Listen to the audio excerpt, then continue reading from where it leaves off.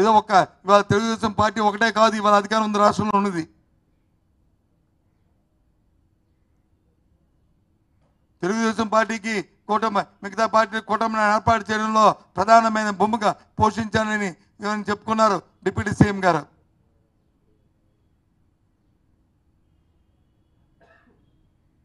ఆ ప్రధానమైన భూమికని ఈ స్టీల్ ప్లాంట్ గురించి మరి ఉపయోగించండి. ఈ రాష్ట్ర ప్రజల తాలూకా సెంటిమెంట్స్ని మీరు కాపాడండి. నేను ఆఖరిగా ఒకటే అడుగుతున్నా, కూటమి ప్రభుత్వం తాలూకా విధానం కేంద్ర రాష్ట్ర ప్రభుత్వాల్లో ఉన్న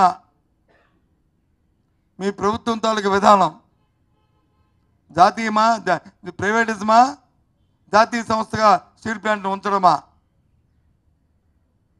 విధానాన్ని ముందు ప్రకటించండి.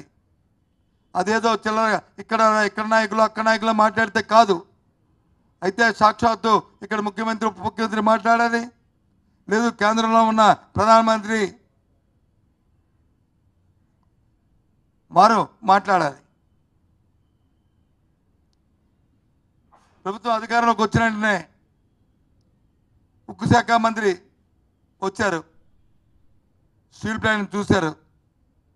ప్రెస్ కాన్ఫరెన్స్లో మీ ప్రెస్ సోదరులు అడిగారు, మీ విధానం ఏంటని అడిగారు.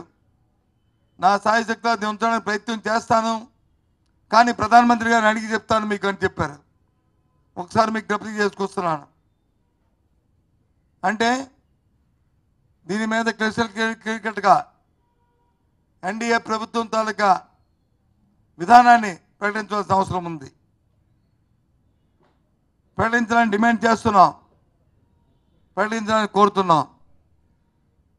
నా ప్రెస్ కాన్ఫరెన్స్ తర్వాత, ఈ పత్రికా సమావేశం తర్వాత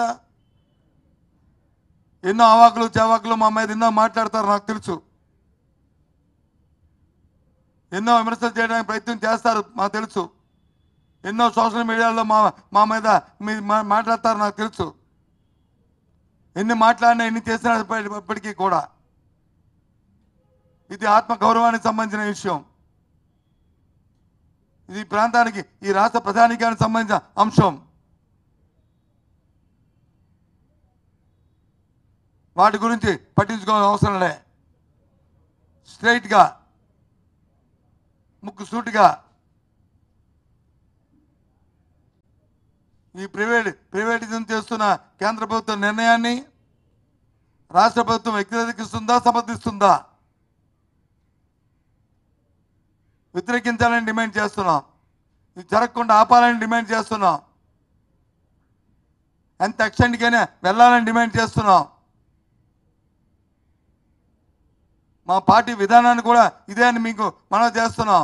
ఇది ఇవాళే కాదు, మొదటి నుంచి కూడా ఈ విధానాన్ని మేము చెప్తున్నాం.